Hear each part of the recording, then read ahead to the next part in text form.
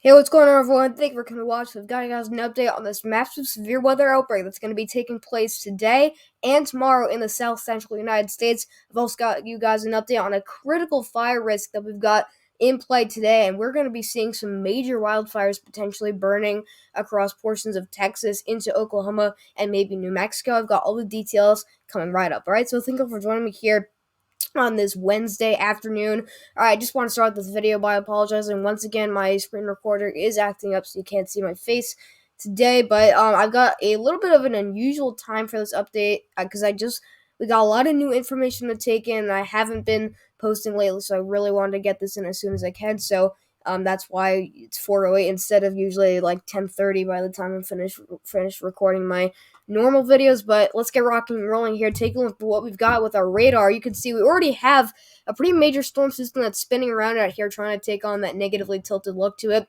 So what you've got is you got your low pressure center right here that's located really up into northern Kansas that will be moving up to Nebraska.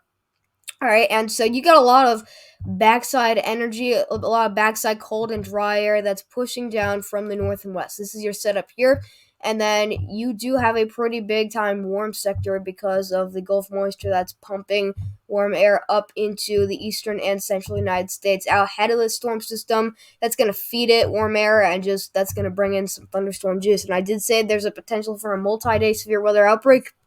We're going to get into the details on that in a minute.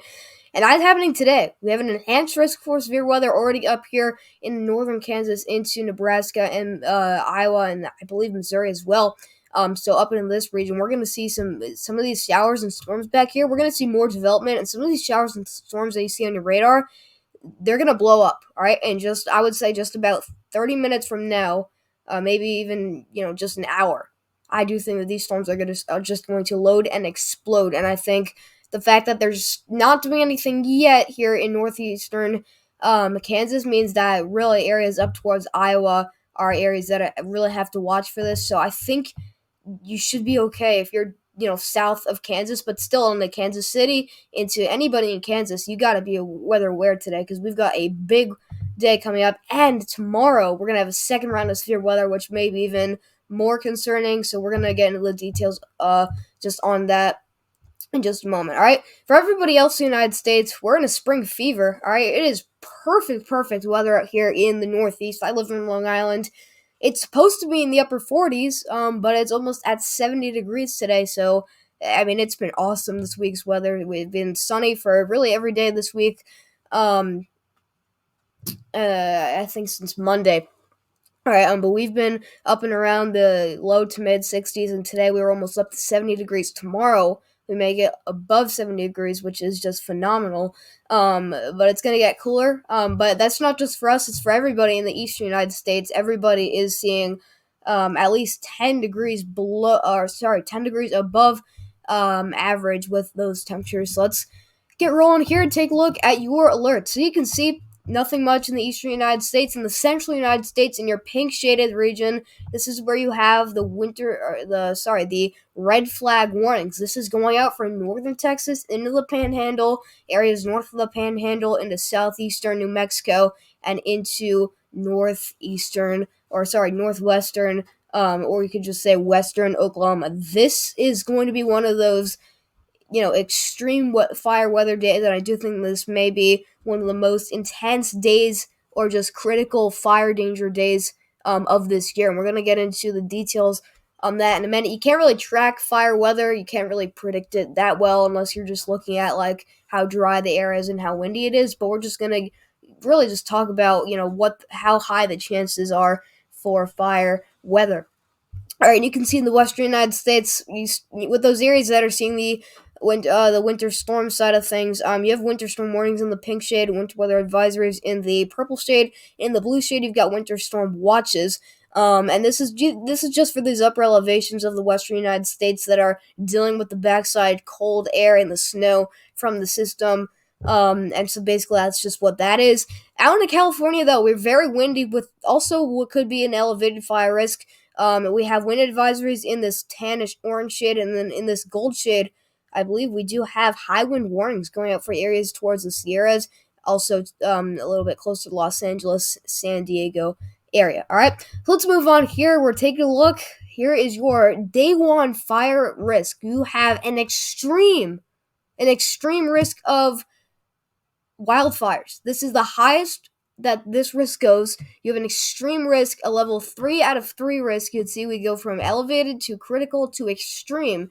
Very rarely do you see a extreme risk for fire danger. This is incredibly dangerous. So please, please, please, if you are in the Amarillo area or if you're out towards Oklahoma, please do not, don't even light like a barbecue, don't light a uh like a fire pit, don't do anything and don't mess with anything that's flammable outside. You just don't want anything to start burning outside on a day like this. I mean, these are pretty much picture perfect conditions for wildfire spread. It's very windy out in this region with a strong southern flow. And we also do have extremely dry conditions because we just have not seen that much rain out here in a long time. So this is going to be a big one for northern Texas into extreme western, I think I might have said eastern, but extreme western Oklahoma. And then you can see for the surrounding areas, you're not out of this. You're in a critical 2 out of 3 risk. That means that there still is a critical chance for wildfire spread if anything is burning out here, and that's a pretty big area extending all the way down to everybody in the panhandle up towards northern and northwestern Texas, and then a lot of far eastern New Mexico, and then the surrounding areas of that. In the orange sheet, you've got elevated risk for fire danger, and still, even if you're not on the highest risk, you still want to make sure that you're not messing with anything flammable or lighting anything outside that could potentially start a wildfire. But my goodness, this is a very dangerous day. We already do have I believe we have 2 wildfires that are burning in this area already. I'm just nervous that we're going to see either those are going to become major wildfires or we're just going to see more wildfires begin to burn. All right. If you were wondering what the day 2 looks like, all right, tomorrow we don't have any risk area for fire danger, so that's pretty lucky because you do have that storm system that'll dump a lot of rainfall, so you're pretty much good after today. Here we are. Severe weather. We're going to be talking about it again. I told you guys March was going to be very active for severe weather. My goodness, it's only March 13th, and this is like our third significant round of severe weather that we got to talk about. And boy, is this one going to be a doozy. This is probably going to be one of the biggest severe weather events so far of this year. I might be over exaggerating that a little bit. But what the SPC just did really changes the game for everybody here. So let's get rolling here. This is 9 a.m. this morning. This is your storm back here, 1,004 millibar low. It's kind of tracking northeastward, going all the way up to Kansas in just a moment. So let's take this out to where we are now. We're at about 416, so we'll take this out to, we went way too far. This is what was happening 4 p.m. You didn't have anything, but that low is in a perfect spot because you have a incredibly warm and moist area in front of where all this action is going to be. And what you get with the setup we have, we're going to see this become a negatively tilted trough, which means that you're going to see storms start to fire off into a line here. Just a line of storms are going to start to fire off in this region. So you're looking into this region to see how favorable that is for severe thunderstorms to develop and to continue producing damaging wind gusts, tornadoes, and large hail. So this is what tells us that this could be a very significant event, is because when you see going from like nothing to, we're not there in a bit, but we're not there at the moment here. But when you go from nothing to a bunch of very intense thunderstorms, that means you're getting rapid convection. All right, you're getting explosive thunderstorms, and that means that they're strong, and that as soon as they moved into that area, they just got started. And that means your area is loaded with just moisture and instability in the atmosphere. But this is what we've got going on. You can see these little tiny showers, these rain showers here. These are actually prefrontal supercells that are beginning to form. All of these are storm cells that are just starting to form here, that have just been born. But they're going to continue moving in this area, soaking up that moisture. You're going to get a lot of updraft, and you're going to get a lot of downdraft, and just a lot of inflow with these storms, because they're going to try and take in as much as they can from this very just favorable atmosphere and these favorable conditions. But no, the reason why this is so late is because we're just so warm out here and it's unseasonably warm. So that's why we're seeing this be more of an overnight threat rather than a daytime threat. Because this is getting into 5 now, 6 p.m. And here we go. Boom, northeastern Kansas. You're the first ones to get storm action. The NAM is having this a little bit later than what we looked at on radar. Because remember, on radar, we had these, storms, just not as thunderstorms, but rather rain showers. But they were already up into northern Kansas. The NAM wants these to form by 7 p.m. tonight Eastern time. So, it's interesting to see that, but we'll continue tracking these, obviously. But you can see already starting out in the NAM, northeastern Kansas gets the first blow of things with those starting severe thunderstorms, and, they just get turned on. And you can see, these are going to be definitely producing damaging hail. It's going to be large hail and tornadoes with this one. You see a little bit, these storms back here, these supercells that are not discrete, but definitely they're little bubbles. Those are supercells there. Those will be producing tornadoes and damaging winds. But this splosh here of just red that's surrounded by these other storm cells, this right here is going to be a big-time hail producer. And that's going to be moving towards and near the area of Kansas City in Kansas. So that's definitely going to be a big issue there. We're going to get some big-time hail reports today and tomorrow. But these storms just continue to load and explode here. And then these try to form a line, more of a, definitely not a squall line, because you can see that they're not in that precise line of storms that we talk about. This is still definitely going to be a line of storms that's going to be, including rotating supercells.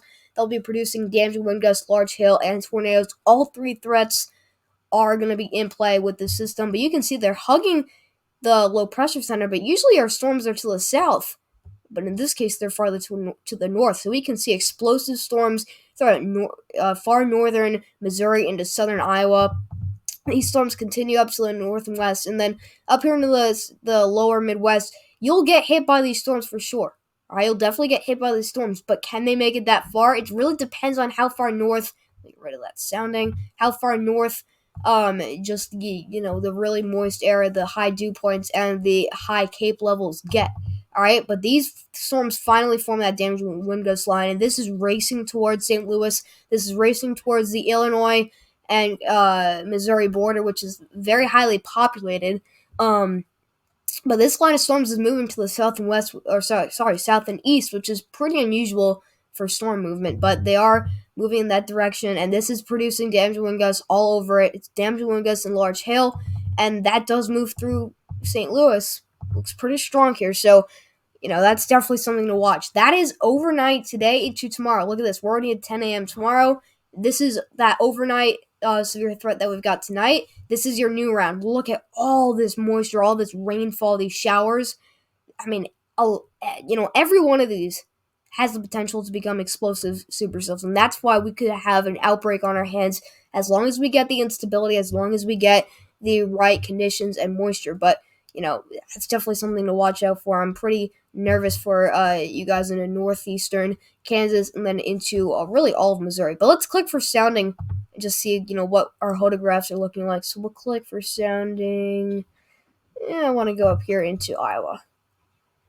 All right, so here's your hodograph, and it's not bad. It's you're getting rotation, all right, but it's too far up into the atmosphere. You're getting pretty close to the ground here on your the top left of your screen. So not a terrible hodograph in terms of tornadoes. Cape levels are decent. Your dew points are not that high, and your temperature isn't that high. So not the best sounding ever if you were looking for severe storms, but definitely not terrible. Oh, and one more thing, you can see, we'll look at the changing heights and see if we get that. Yeah, notice this. You get the wind direction. The farther you go in the atmosphere, you can see that the wind direction starts to change. That is where you get rotation. That's where you get tornadoes from. That's what we call wind shear. You see some of that happening, but it's not, robust. It's not, crazy bad, or crazy. I don't know if you want to say crazy bad or crazy good, but you get what I mean. So let's get into tomorrow, where this is 11 a.m., 12 p.m. tomorrow. Still got lingering showers, but these guys are just waiting. It's like a bomb that's ticking. The time is, about to, these storms are just loading and exploding. All right, so we're already getting to 2 p.m. Still nothing but showers. But here you go. You start to see very tiny, darker greens and maybe some yellows in there. Finally, you get some severe thunderstorm, or not. I wouldn't say severe. Definitely not severe, but some thunderstorm action. And there's a convection starting out here in the far northwestern, extreme northwestern Arkansas by 7 p.m. And this is when we get started. All right, so by the time we get to 11 p.m., this is not looking like much. So the fact that we're so late means that just an overnight threat is going to be imminent, and we're going to be dealing with a probably a very early morning threat. All right, but you can see that these start out as some supercells that will be producing probably damaging wind gusts, tornadoes, and hail. So I can see just looking at these storms that probably these are going to be the ones that are producing all hazards. Watch out in St. Louis. You get a second round, but this one looks like it could really drop some big time hail. And this is moving right directly through St. Louis. So please watch out for that. Late overnight hours of what is this tomorrow. All right, and then you can see that we continue to see the convection deep in here, and we can really get that big line of storms. Once again, it's kind of similar to what we saw or what we're going to see tonight, but we see once again this big line of storms, and you see these pinks and these purples. That is large hail. That's going to be falling over northern portions of Arkansas into southern Missouri, but you can see this entire line of storms would be producing definitely tornadoes, especially back here into Oklahoma, Texas, maybe even into western Arkansas. But if you're into northern Arkansas, I mean, you're going to see gorilla hail.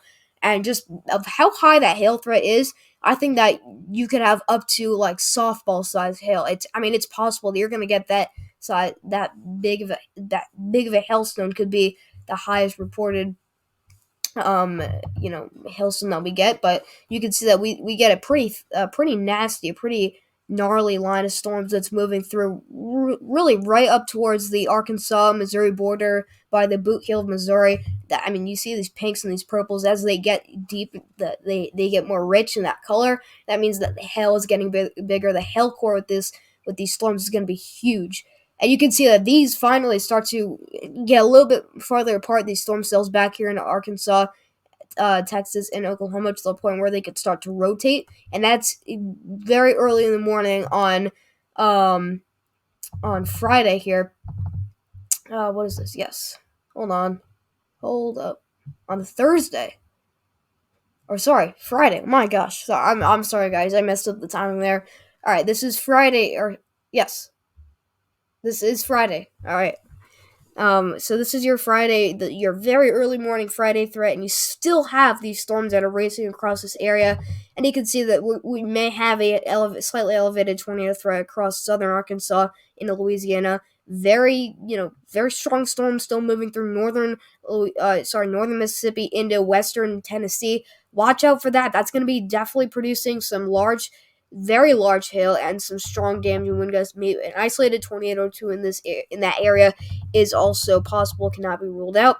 And then by Friday evening into Friday night, everything starts to cool down and calm down as cooler air and high pressure will begin to just kind of slide into the area. All right, so we'll break down the details of why and where exactly these things are going to be happening. So we'll start out with your Cape here on the NAM. This is looking pretty scary.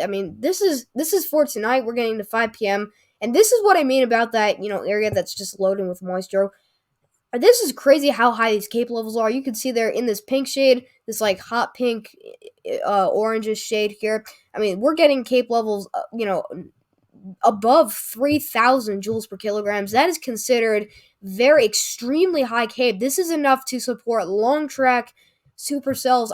This is very favorable instability and just thunderstorm juice that's in the atmosphere. But look how far north that gets. That gets all the way up into like eastern Kentucky. Oh gosh, eastern Kansas into all the way up in really central Missouri.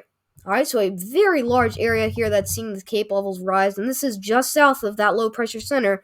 But we're getting into like eastern Texas, into way up into Oklahoma and in southern Kansas, and just man, you just see a big time influx of moisture and just a big time moisture return. So you're going to get instability and you're going to get just a lot of thunderstorms use. That is that's for tonight into tomorrow. Now let's get to tomorrow's threat. Here we go. Your cape levels continue to rise, and this is when things could get even more extreme. This is right in the northwestern Arkansas, where I'm pointing my mouse. This is where you could have cape levels above 350, 3,500 joules per kilograms. That is considered like incredible. That is enough to support like tornadoes, damned wind gusts, large hail, just every severe threat, but at a higher level. And um, this is crazy. Anybody that's inside of this very bright hot pink and orange shade, which is really everybody in this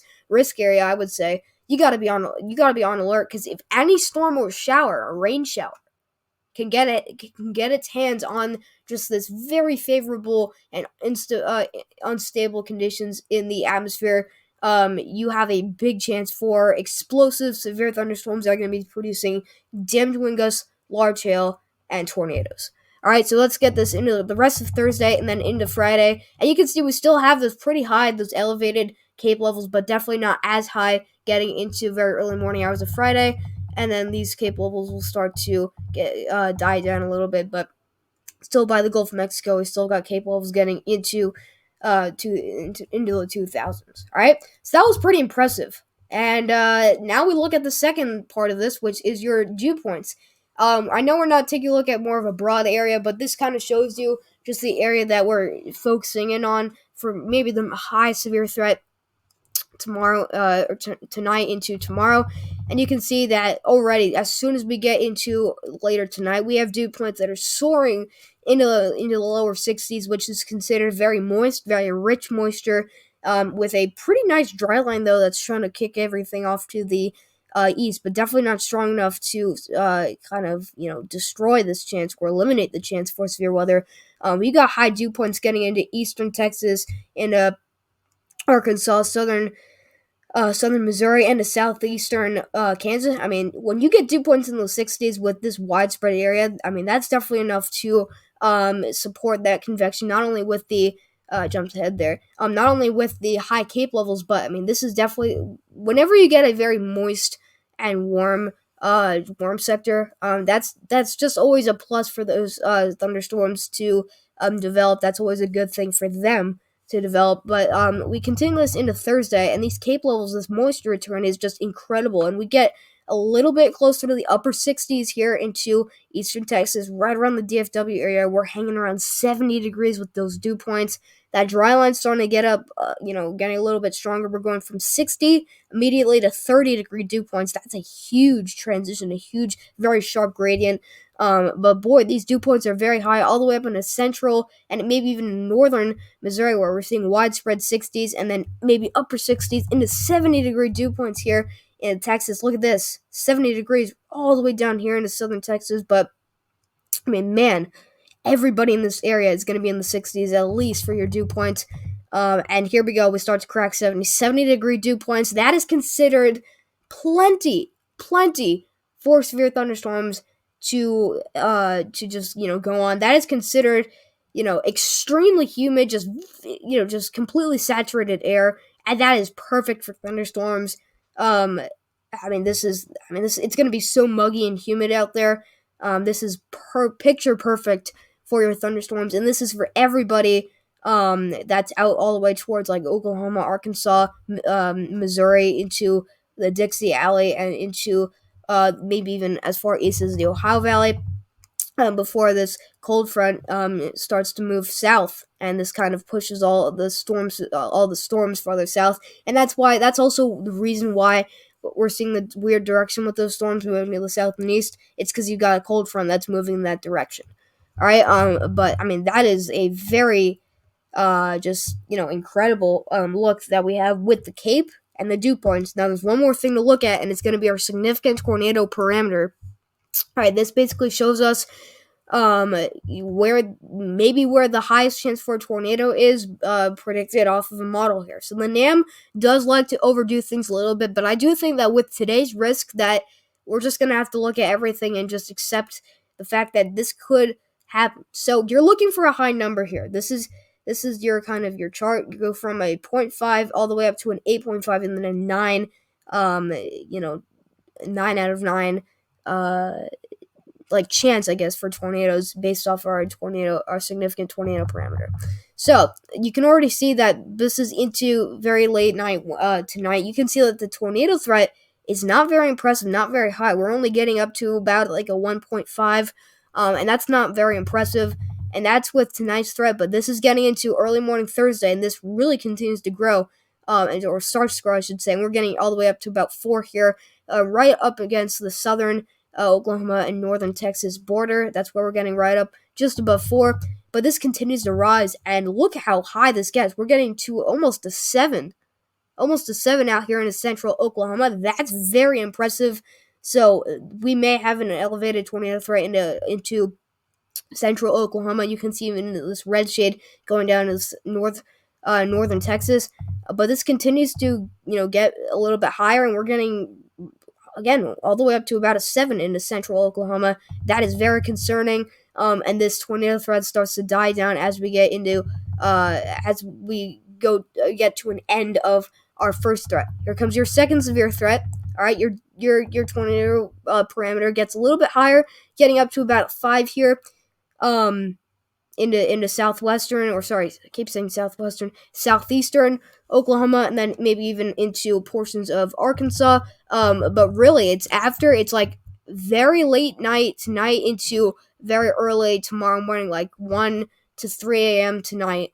Is when this tornado parameter, just the tornado threat, really cranks up, and that may end up being for directly into central Oklahoma, just behind those big time hail producers. So we're gonna take a break from the severe weather for now. Actually, let's go back here. Let's go to your SPC. I want to take a look at your temperatures for just the end of the video. So this is your current SPC outlook. So I posted, I think like 3, 4, maybe 5 days ago on my community tab that there was a pretty good environment looking likely with the model showing for a big severe threat into into the central United States. All right, and I think on the day 5 or the day 6, we got a 15% slight risk for severe weather. And this is what we're looking at for tomorrow. But what happened today was interesting. We went from a slight to an enhanced risk for severe weather, but look how far north this is. The fact that you only see a marginal risk in Oklahoma means that the tornado threat may just be overdone on the NAM, which is very annoying here when you get, the NAM just going on and just off on every severe threat being possible and a huge outbreak potentially happening multi-day. Really, focusing in on Oklahoma, but on the SPC, you only get a marginal risk. That's pretty annoying because the forecast is so incredibly hard when you get two very wide and spread apart disagreement there. But the severe threat is way farther north, but the fact that this still is a very significant event is that you've got an enhanced risk. This is a level 3 to 5 risk. This is including areas of western Missouri into northeastern Kansas. This is including Kansas City, and you guys are right in the middle of this risk, but you got Overland Park, Kansas, you got Kansas City, Topeka, Kansas, Olathe, Kansas, and Kansas City, Missouri. All right, so I mean, this is definitely going to be a significant day here for you guys, but I just don't. I guess looking at the SPC, that I think that what we can say is that the NAM may have been overdoing things for areas farther south, but we'll look at tomorrow and see if it's going to be the same for tomorrow. Surrounding areas of that, you're in a slight risk, and notice how these risk areas are pretty small. That's pretty good that you're not seeing like I guess you could say that this won't be an outbreak day, but it's definitely going to be a significant severe weather event just for more of a specific area. All right, so your tornado threat, it's up to 5% inside of that enhanced risk. Surrounding areas of that, you got 2% in the green shade. Wind threat, you're up to 15% risk in the yellow shade. Surrounding areas, you're in the 5%. Damaging hail threat, here it is. And we saw that on the NAM, and it's on the SPC, so that's one agreement there. Huge 30% hatch risk. So a significant chance for hail. That's a very high hail threat. This is what's driving that enhanced risk, and we're going to see this really just this storm system is gonna dump big time hailstones over the northern plains and the lower Midwest tonight into tomorrow. So that was the day one outlook for today. Day two, what do you know? You're greeted by another enhanced risk. We got 2 days in a row with enhanced risk. Here's the second one. This is for tomorrow into Friday morning. Is what this enhanced risk is for. This is for here it is for areas farther to the south for southwestern Oklahoma. So we saw that on the NAM, but notice how the SPC, the highest that the SPC is putting up that threat for central Oklahoma, where we saw the 6 or maybe even the 7 was it on the NAM. The highest threat for that area on the SPC is a marginal level 1 out of 5 risk. That just shows you that the NAM probably was completely overdoing that, or the SPC was just wrong on this forecast. And I'm going to want to go with the SPC because they're the professionals and the models. The NAM is known for sometimes overdoing that. And the reason I seemed like I was hyping that up a little bit is just because even though it looks like it's going to be hype, the NAM is hyping that up a little bit. You still just cannot ignore such a screaming signal for a elevated tornado threat into Oklahoma. But you've got an enhanced risk in this orange shade, which is level 3 to 5 for northwestern and northern Arkansas into southern Missouri and into far eastern Oklahoma. This is including Springfield, Missouri, Fort Smith, Arkansas, Fayetteville, Arkansas, Springdale, Arkansas, and Rogers, Arkansas. So a pretty populated area with just about over 2 million people. And then that slight risk is very big, going all the way up from north central Illinois all the way down towards northeastern Texas, where we have the DFW inside that risk area. But we've got a population of over 20 million people, including Dallas, Texas, Memphis, Tennessee, Fort Worth, Texas, Arlington, Texas, and St. Louis, Missouri. And then surrounding areas of that, you've got a marginal risk, which is a level 1 out of 5 risk in that green shade. All right, tornado threat. It's pretty big. It's a 5% risk, and if let's say this gets upgraded, I do think that we're going to get upgraded to a moderate risk. All right, moderate risk. I would say I don't think we're going to get upgraded to a moderate risk, but if the tornado threat gets upgraded to a 10%, that's how I think we would get upgraded to a moderate risk, which really we don't know if it's going to happen, but we'll just have to wait and see what the SPC does with this. But you got a 5% tornado threat in this red shade, 2% in the green surrounding areas. But this is a pretty widespread and pretty big area in that red shade, so that's what's pretty concerning with this event as well. Here's the wind threat. It's pretty elevated, up to a 30% in the red shade from northwestern Arkansas and surrounding areas of that. You're in the 15%. Surrounding areas of that, you're in the 5%, which is in the brown shade.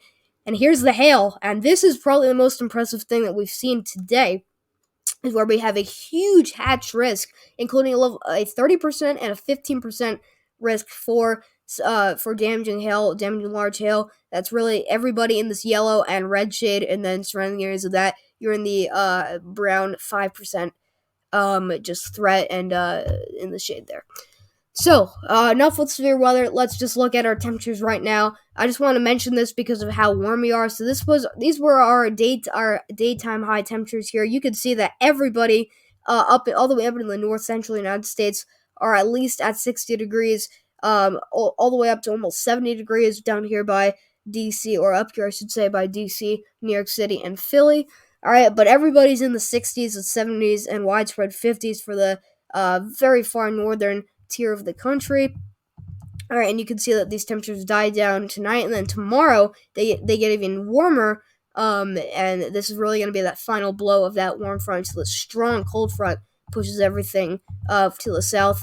And yeah, it's going to be pretty much it. All right, so let's look out for you guys. Thank you so much for coming to watch. We'll see you guys in the next video. So please make sure you're paying attention to your local National Weather Service. Make sure you've got alerts turned on, especially if you are inside that enhanced risk. But even that slight risk, you've got to be weather aware. You've got to stay prepared, because today is going to be a big day, and tomorrow's going to be a big day, and that's why this could end up being a multi-day severe weather outbreak. But I do think this is certainly going to be a significant severe weather threat. All right, so please like the video if you liked it. Please consider subscribing to the channel, because I do provide updates for the United States, just like how we did with this one.